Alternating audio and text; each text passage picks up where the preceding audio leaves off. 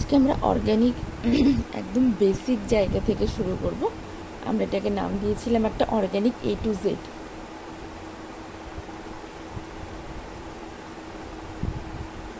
Organic A to Z। যে একদম অর্গানিকে কিছুই জানে না, জিরো, সে যদি এই ভিডিওটা খুব মন দিয়ে দেখে তাহলে কিন্তু সে একটা ভালো জায়গায় যেতে পারে। একটু গলার সমস্যা আছে। আচ্ছা, অর্গানিক যে কোনো একটা রিয়াকশান কিংবা যে কোনো টাইপের যে কোনো রিয়াকশান,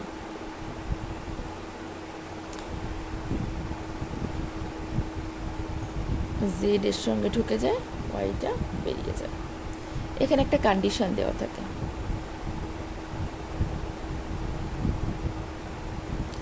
এবারে যারা দুজন মিলে রিয়াকশন করছে তাদেরকে বলা হয় কি রিয়াক্ট্যান্ট, তাই তো,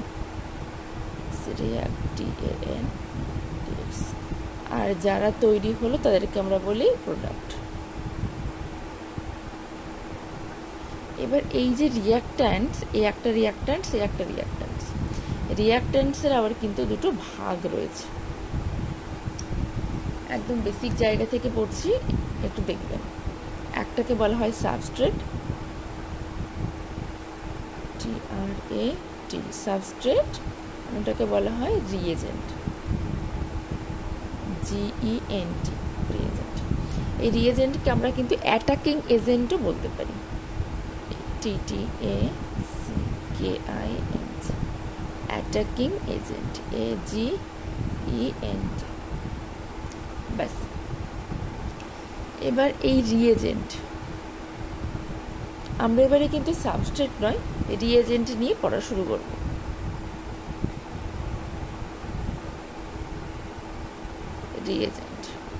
রিয়েজেন্টটা কি?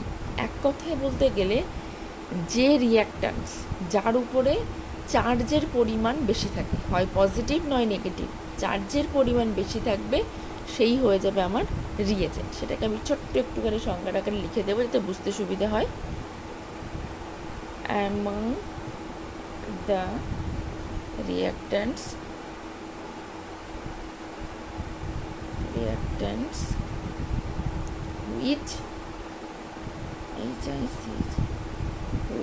are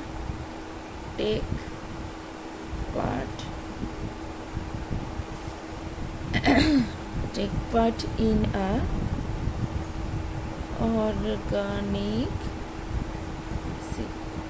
reaction. Among the reactants which are take part in the organic reaction, which species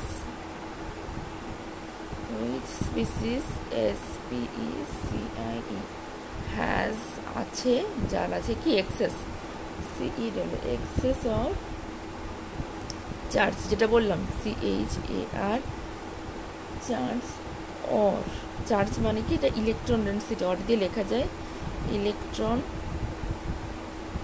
density, then the other is called reagent. ওকে, এবার আমরা কিন্তু এটার একটা এক্সাম্পল দেখে নেব। সবাই খাতা পেন নিয়ে বসলে সুবিধা, না হলে বারংবার ভিডিওগুলো দেখতে দেখতে মাথায় গেঁথে যাবে। একটা আমরা এক্সাম্পল দেব, যেমন আমরা ধরলাম CH3Br নিচ্ছি, রিয়াক্ট্যান্ট হিসেবে I- নিচ্ছি, হয়ে যাবে কি CH3I প্লাস Br। I হচ্ছে ভালো লিভিং গ্রুপ, সেই জন্য এর ভিতরে ঢুকে গেল, Br বেরিয়ে গেল। তাহলে এক্ষেত্রে আমার কে হয়ে যাবে, মানে রিয়েজেন্ট, আমরা যেটাকে চাইছি সেক্ষেত্রে তাহলে বেশি চার্জ রয়েছে কার উপরে, এইটার উপরে, তাহলে এ হয়ে যাবে কিন্তু রিয়েজেন্ট। ওকে, এবার এই যে আমি রিয়েজেন্ট নিয়ে পড়ছি, রিয়েজেন্ট REAGENT, রিয়েজেন্ট কিন্তু হয়ে যায় আবার দুই রকমের, একটা ইলেকট্রোফাইল,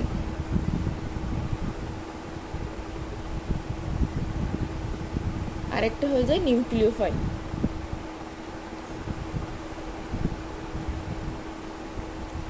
এবার আমাদেরকে পড়তে হবে ইলেকট্রোফাইল আর নিউক্লিওফাইল কি, এই বিষয়টা একটু আমাদের জানতে হবে।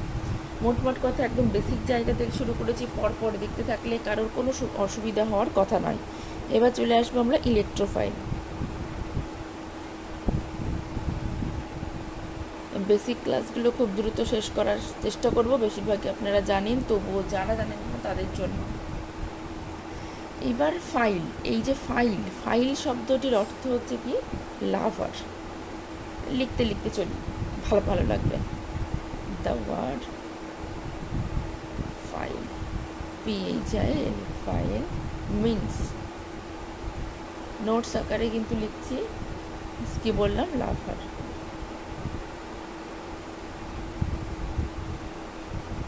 তাহলে ইলেকট্রোফাইল মানে কি, ইলেকট্রন লাভার। ফাইল মানে শুধু লাভার হলে ইলেকট্রোফাইল মানে কি, ইলেকট্রন লাভার। অ্যান্ড বাচ্চাদের পড়ানোর ক্ষেত্রে এই সমস্ত টার্মগুলো ইউজ করলে কিংবা এতটা ভেঙে করালে দেখবেন তারাও ভীষণ ইন্টারেস্ট সহকারে বিষয়টা নিচ্ছে। মিন্স ইলেকট্রন লাভার স্পিসি। 2 নম্বর পয়েন্ট, এটা ইলেকট্রোফাইলের মধ্যে আমি কিছু সাব পয়েন্ট হিসাবে লিখছি। তারপরে ইলেকট্রোফাইল মানে কি, ইলেকট্রন লাভার মানে কি, একটা স্পিসিস সে কি ইলেকট্রন লাভ, ইলেকট্রনকে ভালোবাসে। কারণ কি, কারণ এর কাছে ইলেকট্রন কম আছে, তাহলে কি হবে, ইলেকট্রন ডেফিসিয়েন্ট স্পিসিস, তাই তো।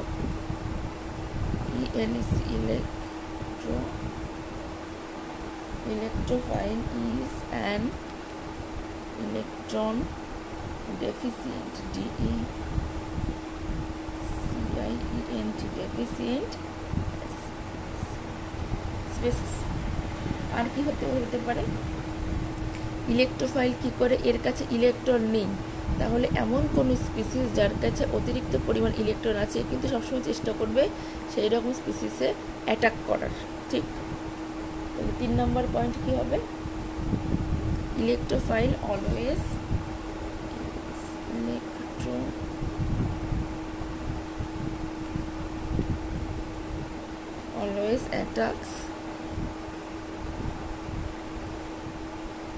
attacks to an electron rich, যার ক্ষেত্রে বেশি আছে, ইলেকট্রন রিচ স্পেসে বা ইলেকট্রন রিচ সেন্টার টিআরএ। ওকে, এরপরে আমরা চলে যাব আরো কোনো পয়েন্ট আমাদের মনে আসছে কিনা। হ্যাঁ, লুইস অ্যাসিড একটা ভালো পয়েন্ট। এটা কি পয়েন্ট, এটা 4 নম্বর পয়েন্ট। 4 নম্বর পয়েন্টে আমাকে কি লিখতে হবে, 4 নম্বর পয়েন্টে লিখতে হবে যে লুইস অ্যাসিড কিন্তু সবসময় ইলেকট্রোফাইল হয়। অ্যাসিড মানে কি, সে সবসময় ইলেকট্রন অ্যাকসেপ্ট করে।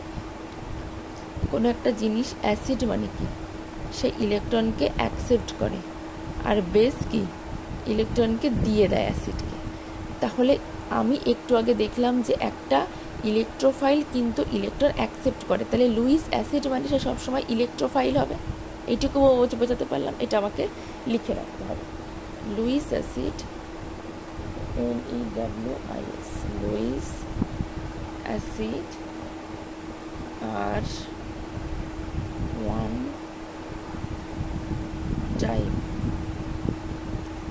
one type of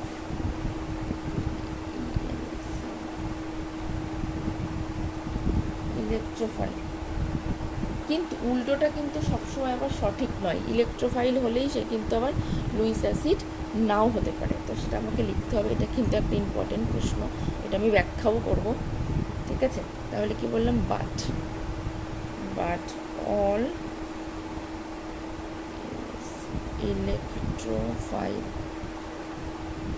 electrophile are not Lewis acid। ওকে, এই 4টে পয়েন্ট মোটামুটি মাথায় রাখলেই চলবে। আমরা একটু বড় হয়েছি, শিক্ষক লেভেলে, শিক্ষক শিক্ষিকা লেভেলে চলে এসেছি, এবার আমাদের পড়ার প্যাটার্নও একটু পাল্টানো উচিত। তো সেই হিসাবে আমি বললাম যে এই পয়েন্টগুলোকে ধরে মানে ইলেকট্রোফাইল আর কিছু পড়ার দরকার নেই, এই ভিডিওটা দেখলেই, এই নোটসগুলো তার কাছে থাকলেই আর কিছুর প্রয়োজন নেই। এবার আমি কিছু ভাগ দেখাচ্ছি কি কি ধরনের ইলেকট্রোফাইল সম্ভব।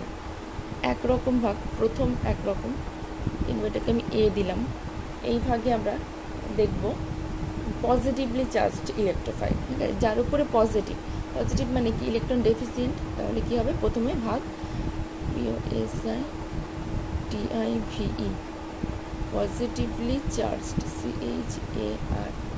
CHARGED, চার্জড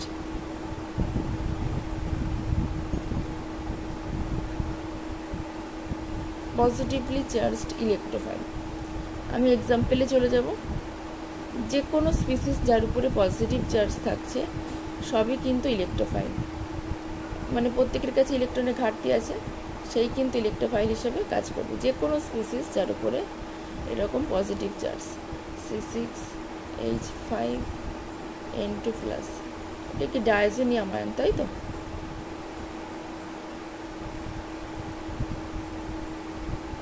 এটাও কিন্তু, তারপরে নাইট্রোনিয়াম, নাইট্রোসোনিয়াম,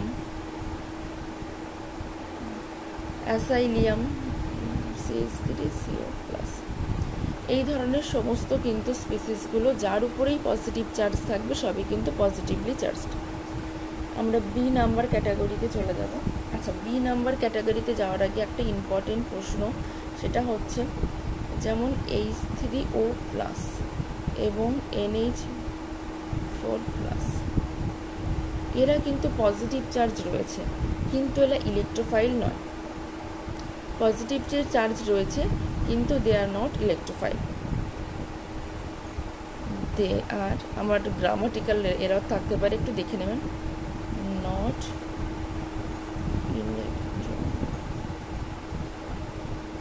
ইলেকট্রোফাইল।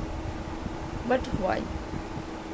আমি একটু আগে বললাম পজিটিভ চার্জ থাকলেই তারা ইলেকট্রোফাইল হবে, এই ক্ষেত্রে শুধুমাত্র হয় না, সেই জন্য আমি এটাকে দেখিয়ে দিচ্ছি। যেমন আমি প্রথমে দেখাচ্ছি H3O+, কেন নয়?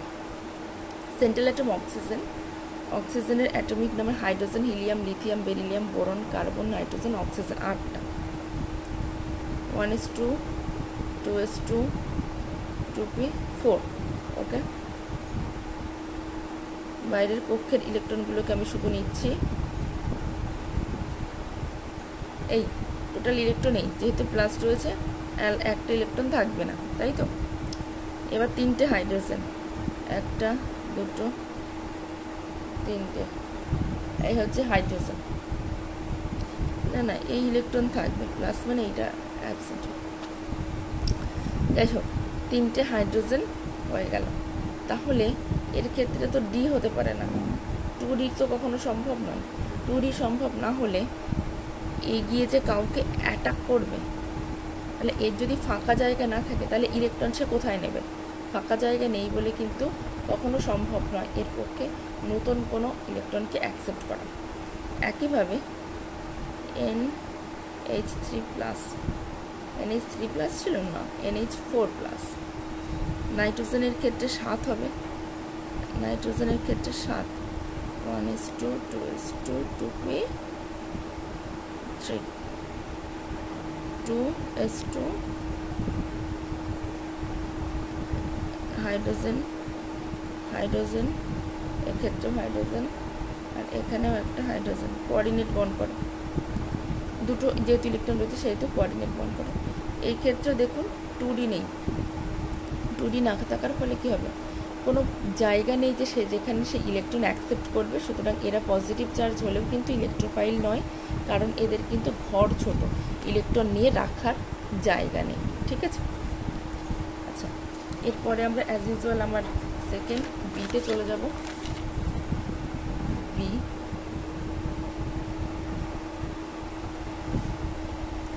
এখানে আমরা কিন্তু ইনকমপ্লিটলি ফিল্ড অক্টেটকে রাখবো, PLETELY, completely filled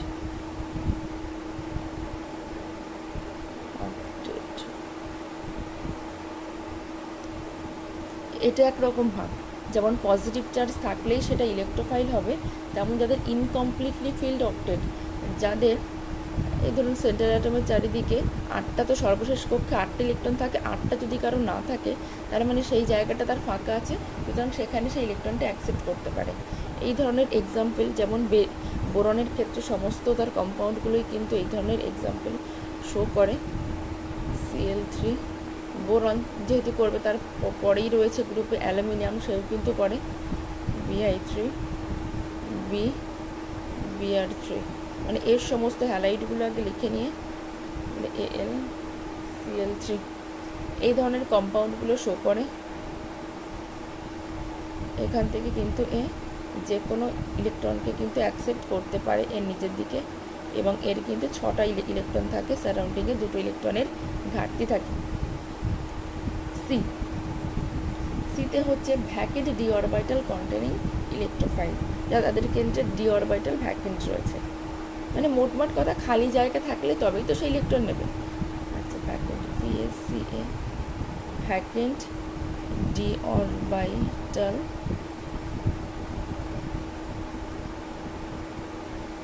কন্টেনিং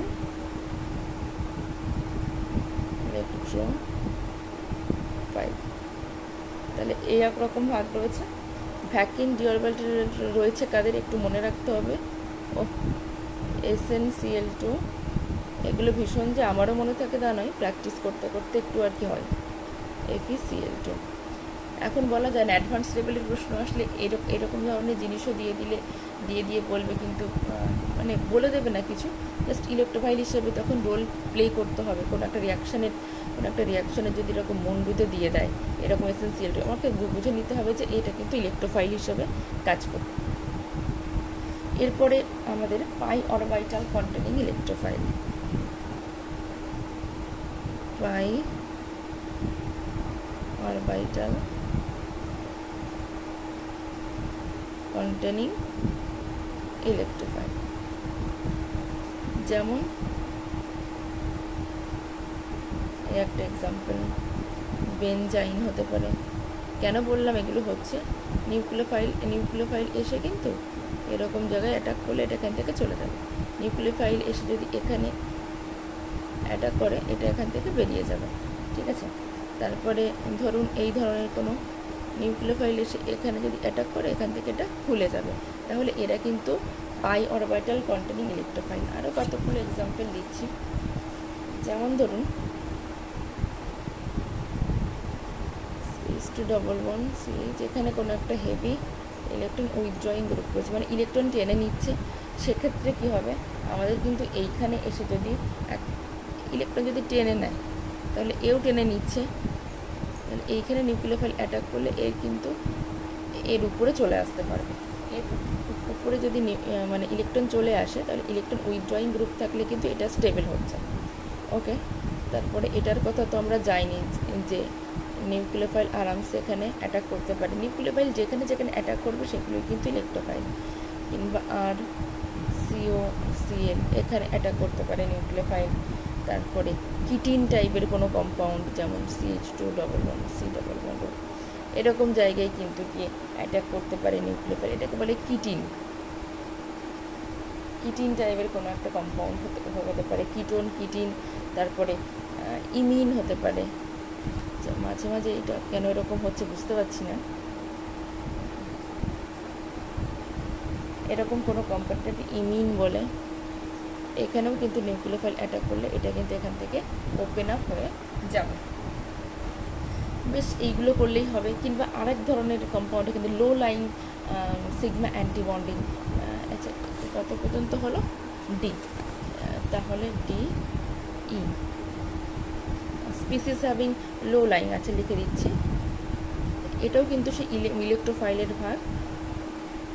এত সুন্দরভাবে আমি জানি না কোথাও মানে এত ভাগ দিয়ে করানো আছে কি না, আমি চেষ্টা করেছি যতটা সম্ভব একটা নোটস বানিয়ে আপনাদেরকে প্রোভাইড করার। লো লাইন সিগমা অ্যান্টি, আপনাদের পড়াতেও সুবিধা হবে। মলিকিউলার অরবিটাল লো লাইন সিগমা, যেরকম কারা লো লাইন, যাদের সিগমা অ্যান্টিবন্ডিংটার এনার্জিটা কম, তাহলে খুব সহজেই সেখানে সেই ইলেকট্রন অ্যাকসেপ্ট করতে পারে। ঠিক আছে, যদি বন্ডিং আর অ্যান্টিবন্ডিংয়ের মধ্যে এনার্জি গ্যাপ কম থাকে তাহলে এখানে এনার্জি মানে ইলেকট্রন ঢুকলে খুব বেশি ডিস্টেবল হয় না। এনার্জি গ্যাপ হাই হয়ে গেলে তখন ডিস্টেবিলিটি আসে বা আনস্টেবিলিটি আসে। যেমন Br2 হতে পারে, যে কোনো হ্যালোজেনের মৌলগুলো হতে পারে, ICl হতে পারে, এই ধরনের কম্পাউন্ডগুলো কিন্তু হতে পারে। ওকে, এবার এই ধরনের কম্পাউন্ডগুলো কীভাবে রিয়াকশান করে আমি একটু জাস্ট যদি বলে দিই।